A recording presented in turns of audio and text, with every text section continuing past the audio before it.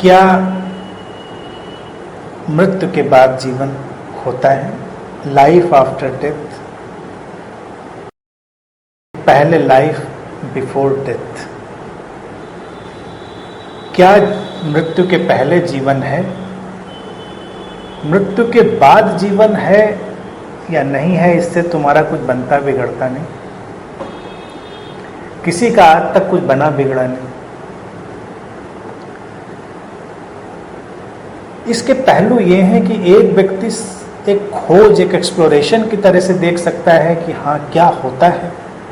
एक एक्सप्लोरेशन है, एक्सप्लोरेशन की बात अलग है। लेकिन 99% एक अनफुलफिल्ड डिजायर है कि अभी जो नहीं हो पाया वो उस पार भी शायद संभव हो जाए। अगर उस पार का जीवन है तो ठीक है। जितने धर्म हैं तुम देखो वो उस पार के जीवन, मृत्यु के बाद के जीवन की कल्पनाओं पर ही खड़े। वो मृत्यु के बाद की एक काल्पनिक दुनिया ही बेचते चले आए हैं लोगों को। स्वर्ग की दुनिया, नर्क की दुनिया, देवताओं की दुनिया, तरह तरह की दुनिया। जो तुमको इस पार ना मिले उस पार तुम उसकी आकांक्षा करो। जो सजा इस पार ना तुम्हें मिले या तुम्हारे दुश्मन को, तुम उसकी कल्पना उस पार करो, उसके लिए नर्क बनाए गए। तो धर्म हमेशा इन बातों से ही लोगों को डराते, बहलाते, फुसलाते रहे कि मृत्यु के बाद ऐसा होगा। आमतौर से जो धार्मिक किस्म के लोग हैं वो मृत्यु के इस पार के जीवन की चिंता उतनी नहीं करते जितनी मृत्यु के उस पार के जीवन की चिंता करते हैं कि मरने के बाद क्या होगा, उस पार क्या हिसाब देना पड़ेगा। अभी अगर हमने ये गलत किया, अच्छा किया तो उसका हिसाब उस पार होगा। कुछ धर्म तो बहुत दूर निकल जाते हैं। वो कहते हैं कोई बात नहीं, सारा तुम्हारा रिकॉर्ड मेंटेन हो रहा है और एक दिन आएगा जजमेंट का।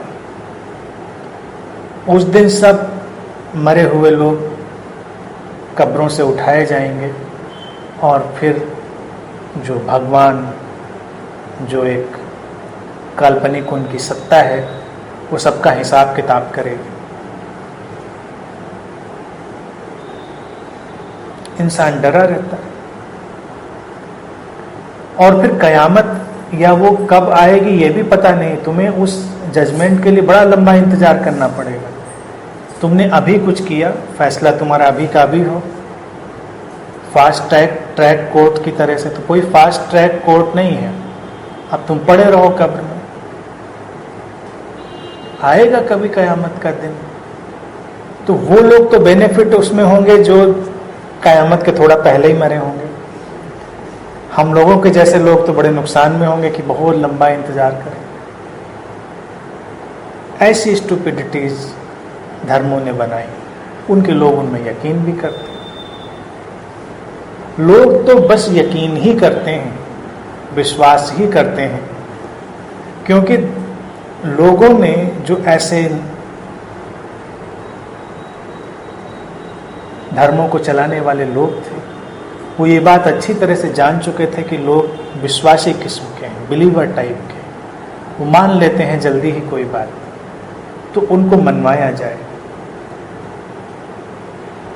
धर्मों के जगत में सबसे बड़ा घालमेल ये हुआ कि जो वास्तविकताएं हैं उनको कल्पना का जामा पहना दिया गया। जो लोग वो कल्पनाएं करते हैं उनको तो तिनका भी पता नहीं होता कि उस पार क्या होगा। उनको इस पार का भी पता नहीं होता, अपने घर का भी पता नहीं होता क्या होगा।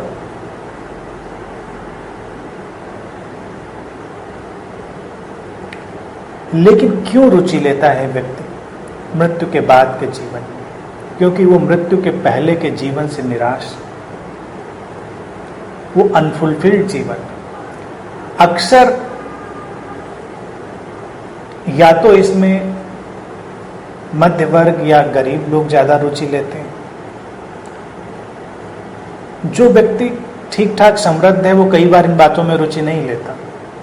लेकिन समृद्धि के उस मुकाम पर भी व्यक्ति रुचि लेता है जब वो फेडअप हो चुका है, कुंठाओं से भर चुका है और अभी का जीवन उसको समझ में नहीं आ रहा, तब वो रुचि लेता है कि उस पार क्या होगा, कुछ उस पार की चिंता करी जाए। तो अक्सर उसमें सुनने में आएगा कि बहुत अमीर व्यक्ति या उसका लड़का या उसकी लड़की अचानक सब छोड़कर वो संन्यास ले लेते हैं और मृत्यु के पार की दुनिया की खोज में निकल जाते हैं।